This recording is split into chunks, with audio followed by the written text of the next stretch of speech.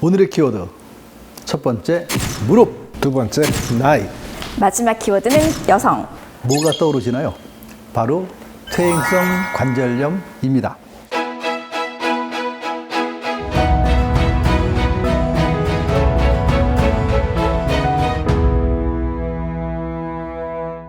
신기철 TV 시청자 여러분 안녕하세요.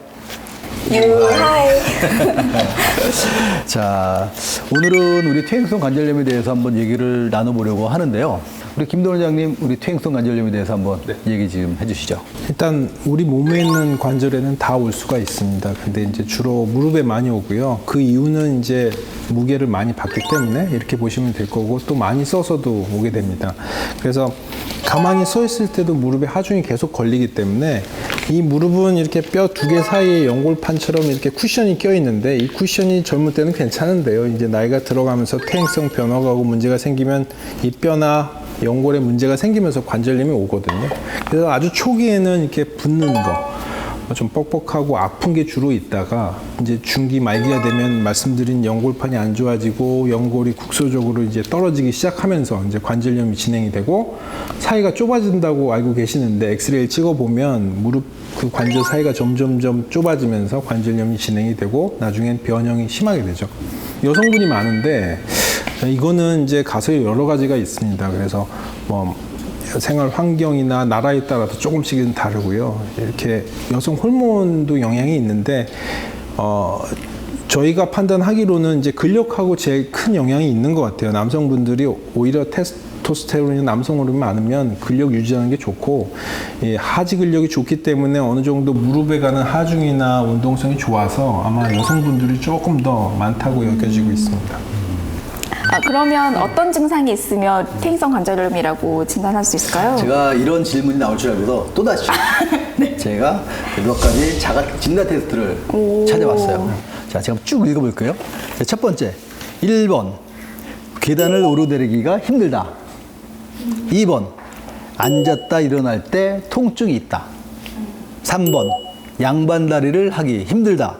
4번 움직일 때 관절에 발열감이 생긴다. 5번 조금만 걸어도 관절이 붓는다. 6번 소리가 나거나 어긋난 느낌이 든다. 7번 정면을 바라보고 섰을 때 무릎뼈가 안쪽으로 향해 있다. 그러니까 오다리죠. 예. 자, 그럼 우리 유전 팀장님은 여기서 몇 개나 들어갑니까? 한 3개는 되는 것 같은데. 박 원장님은 몇 개나 되셨어요? 저요? 나 1개월치 생각 안 해봤는데. 혹시 근데 아마 요즘 너무 젊으신 거 아니세요? 하나도 없는 것 같은데, 우리. 왜냐면 내가 읽으면서 뭐가 딱 그 필이 떠오르면 이거 나구나 생각을 하는데 그냥 아무런 의미 없이 그냥 읽기만 했거든? 그러니까 나랑은 전혀 관계없다는 얘기야, 이거. 원장님 저희 분발해야 돼요.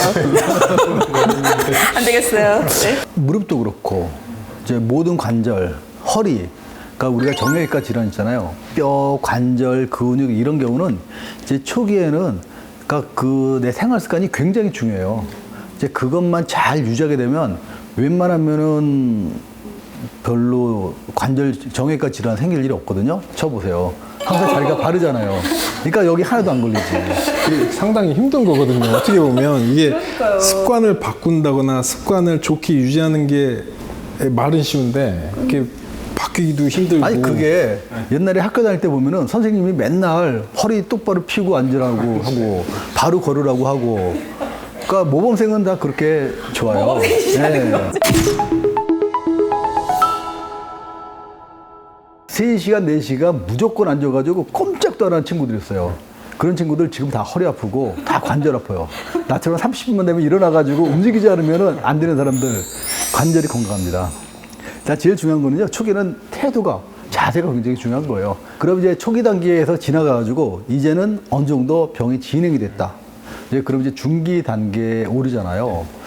예전에 이런 중기 단계에 오르면 사람들이 뭐지 별의별 거 다 먹어요. 뭐 예전에는 이제 막 고양이 삶아서 먹기도 맞아요. 하고, 네, 들었어요. 이제 지방에 가면은요, 그 몸에 좋다는 나무 하나씩 꼭 있어. 근데 그런 거 말고 사실은 우리가 의학적으로 이제 검증된 치료가 있잖아요.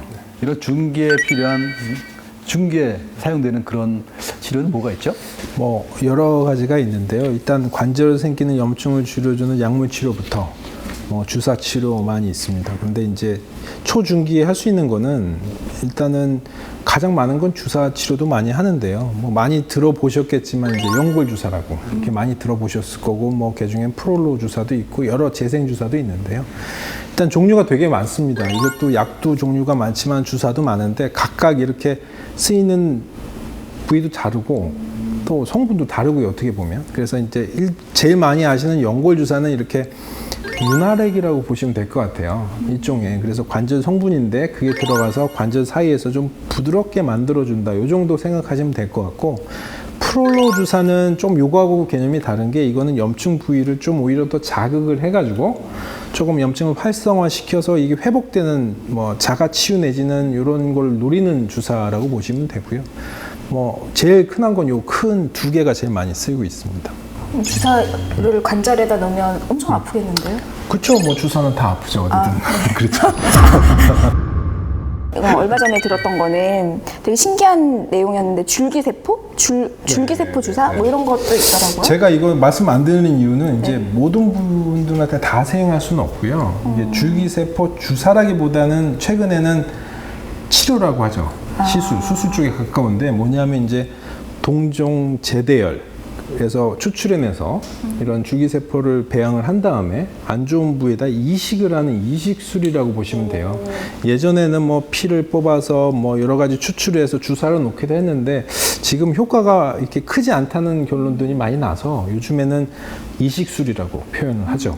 그래서 연골 결손 부위에 직접적으로 도포를 하는 뭐 시술, 수술, 이식술 이렇게 보시면 될 것 같고요. 뭐 그 밖에도 주사는 되게 많습니다. 요즘은 보면은 뭐 하이알, 뭐 히루안, 뭐 시노비안, 뭐 콘주란, 이제 별의별 주사가 많더라고요.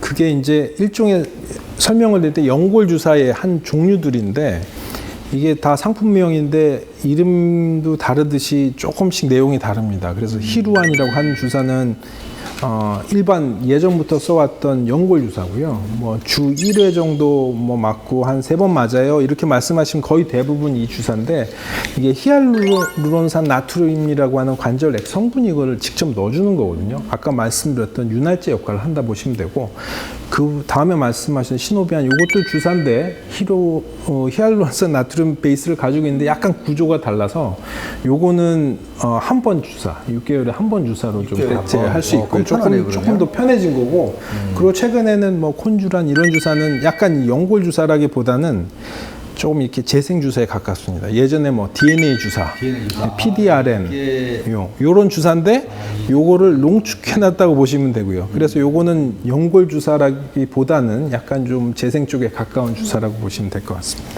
사실 우리가 이제 무릎 주사를 맞으면 그게 단순하게 증상만 완화되는 건지 아니면 치료 효과가 있는 건지 이제 그게 굉장히 궁금해요. 그러니까 예를 들어서 우리가 이제 무릎 대포, 그러니까 뼈 주사 있잖아요. 스테로이드 주사. 이제 그걸 맞으면 증상은 좋아지지만 사실 이제 쓰지 않고 이제 쉬어야 될 시기에 오히려 더 많이 쓰기 때문에 무릎 관절염에 안 좋다라고 하는 얘기가 있거든요. 그런데 이런 뭐 히루안이나 이런 경우는 그런 스테로이드랑은 좀 다르게 이런 그 점성을 높여줘서 무릎을 좀 어느 정도 보호하는 효과도 있잖아요. 그래서 이런 단순히 통증만 완화하는 거랑 조금 다를 것 같은데 어때요? 이게 그 주사의 시점이나 이런 거에 좀 다른 것 같아요. 아주 초기에는 이게 들어가서 염증도 항염 작용도 있고 해서 염증도 줄여주고, 길게 본다면 어느 정도 뭐 치료 효과도 기대할 수 있고 할 수 있지만, 어느 정도 지난 다음에는 첫 번째 목표는 증상 완화가 첫 번째 목표고요. 관절염을 치료하기에는 그걸로 좀 많이 부족하죠. 그래서 최근에 뭐 미국에서도 많이 얘기하지만 사실 연골 주사 자체도 길게 보면 소용이 없다 이렇게 나오고 있거든요. 그러니까 증상 완화가 첫 번째고, 두 번째는 언제 시작하느냐. 뭐 중기 말기 가서 시작하는 거는 사실 주사로는 한계가 아주 많이 있고요. 초기부터 관리하는 말씀하신 대로 습관, 그 다음에 평상시 영양 상태, 운동, 그리고 나머지 우리가 할 수 있는 뭐 영양제, 약, 주사 이런 게 합쳐져야지만 종합적으로 있는 거지, 그 주사 자체로만 가지고는 관절염을 치료하겠다 이런 건 아닌 것 같습니다. 그러니까 이제 결국 이제 보면 이제 주사는 이제 치료자기보다는 우리가 이런 주사 하이알 같은 걸 주사 맞으면 그 이 몸에 있는 관절액의 점성이 올라가잖아요. 이제 그러면서 윤활 작용을 주고, 이제 윤활 작용이 죽으면은 이제 빡빡한 관절보다는 훨씬 더 관절면을 미리 예방을 할 수가 있으니까 윤활제 같은 역할. 진행을 막는 그런 역할은 확실히 있는 거네요. 그러면. 그리고 또 그렇게 된다면 운동을 못 하더라도 운동을 할 수 있고요. 생활 습관도 바뀌어질 수 있고 여러 가지 이제 부가적인 장점들이 있기 때문에 뭐 하나만 딱 가지고 하기는 조금 힘들죠. 그러니까 오히려 이런 것들을 너무 그냥 뭐 장기적으로 효과 없다라고 해서 안 쓰는 것보다는 그래도 훨씬 쓰는 게 병의 진행을 이제 막을 수도 있고 지금 당장 통증이 완화될 수 있으니까 일단 적극적으로 추천하는 것도 괜찮겠네요. 그러면 여러분들 참지 마시고 오늘 유튜브 보시고 조금이라도 불편하시면 바로 병원 가서 내 몸 어디가 안 좋은지 바로 체크하세요. 오늘도 아주 궁금한 얘기, 아주 유익한 얘기 많이 들었고요. 다음번에는 여러분들이 굉장히 궁금해하실 내용을 준비를 하겠습니다. 관절 영양제. 자, 여러분들 다음 주 이 시간에 또 한번 아주 정말 재미있고 유익한 얘기 저희가 이제 말씀드릴 테니까 꼭 찾아주시고 항상 저희가 말씀드린 거 있죠. 구독과 좋아요. 좋아요. 자, 오늘은 여기까지 하고 마치겠습니다. 감사합니다. 네, 수고하셨습니다. 네.